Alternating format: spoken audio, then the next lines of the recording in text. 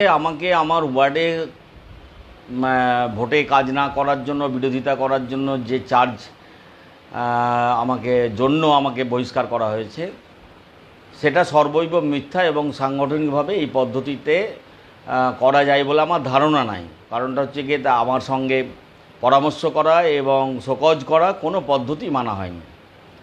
এবং ইতিমধ্যে রামপুরহাট শহরে 17,000-এর উপর ভোটে বিজেপি জয়ী হয়েছে। আমাদের পার্টি পিছিয়ে গিয়েছিল।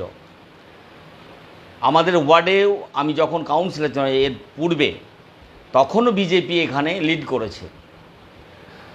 পঞ্চায়েত নির্বাচনে দল আমাকে দায়িত্ব দিয়েছিল পান্থর এলাকায় পঞ্চায়েত সমিতি, সেখানে হারার প্রার্থী তাকে জিতিয়ে নিয়ে আসার দায়িত্ব আমি পালন করেছিলাম।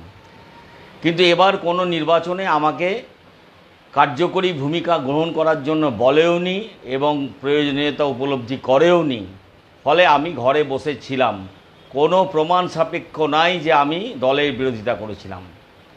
তাহলে পরে স্বাভাবিকভাবে এই প্রশ্ন আসে যে কেন আপনাকে দল থেকে বহিষ্কার করা হলো।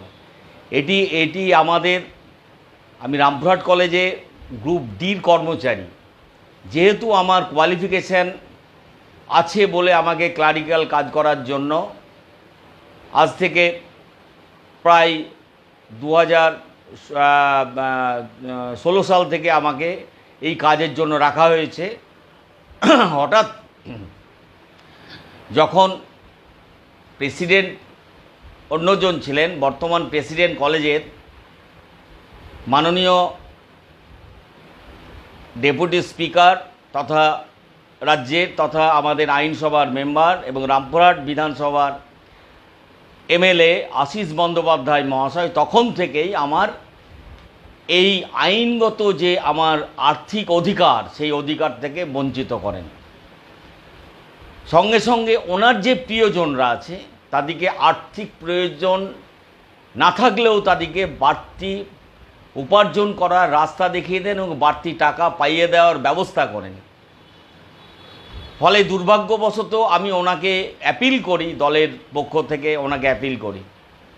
উনি আমাকে আশ্বস্ত করেন পরবর্তীকালে ওনার প্রিয়জনের রামপুরহাট কলেজে ওনার প্রিয়জনের, এইগুলো তথ্যগুলো রামপুরহাট কলেজে এলে পরে বুঝতে পারবেন, ওনার প্রিয়জনের পরামর্শে উনি আমাকে এখান থেকে বললেন যে না, আর হবে না, এবং আমার নামে বিভিন্ন চার্জ ফ্রেম করতে থাকেন।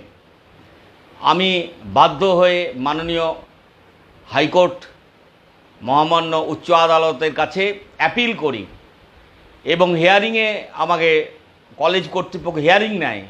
সেই হিয়ারিংয়ে নেগেটিভ কথা যা বলা হয়েছিল, কোর্ট যা দায়িত্ব দিয়েছিল সে দায়িত্ব পূরণ করেনি। ফলে আমি আবার মাননীয় উচ্চ আদালতের কাছে দরখাস্ত করি। এটা সম্পূর্ণভাবে আমাদের দুই দলের দুই প্রতিনিধি কলেজের গভর্নিং বডির যে মেম্বার নির্বাচিত হয়, সেই নির্বাচিত মেম্বারের প্রতিনিধিত্ব করার জন্য লড়াই হয়। সেই লড়াইয়ের আমি একজনের পক্ষ অবলম্বন করি, যা কিনা প্রেসিডেন্ট মহাশয়ের পছন্দের যে ছিলেন প্রিয়জন, ওনাকে ওনার সঙ্গে থাকিনি বলে ওনার এই রাগের ক্ষমতার ব্যবহার করে আমাকে এই পার্টি থেকে সম্মানহানিকর পরিস্থিতি তৈরি করলো। এটা আমার মনে হয় না মানে সর্বসম্মত সিদ্ধান্ত। এটা ওনার ব্যক্তিগত রিভেঞ্জ ক্ষমতার ব্যবহার করা। তার জন্য আমি বলবো যে দলের পক্ষ থেকে এই রামপুরহাট কলেজে যা বেনিয়ম চলছে, অনিয়ম চলছে, পাইয়ে দেওয়ার ব্যবস্থা চলছে, এর বিরুদ্ধে এবং পলিটিক্যালভাবে আমাদেরকে যে ক্ষমতার ব্যবহার করছে তা দেখা দলের একান্ত প্রয়োজন। না হলে সাংগঠনিকভাবে আরও দুর্বল হবে।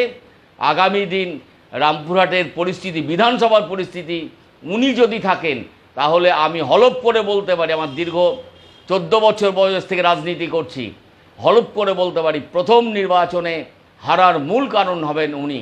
তার জন্য এখন থেকে পার্টিকে সতর্কীকরণ করা প্রয়োজন এবং এই অধ্যত্বপনা এবং যে ক্ষমতা জাহির করার প্রবণতা অবিলম্বে ওনার বন্ধ করা উচিত। এইটার জন্য, এই কারণের জন্যই আমাকে মূলত দল থেকে সাসপেন্ড করেছে, সাংগঠনিক কোনো কারণে নয়। এটা আমার দৃঢ় বিশ্বাস।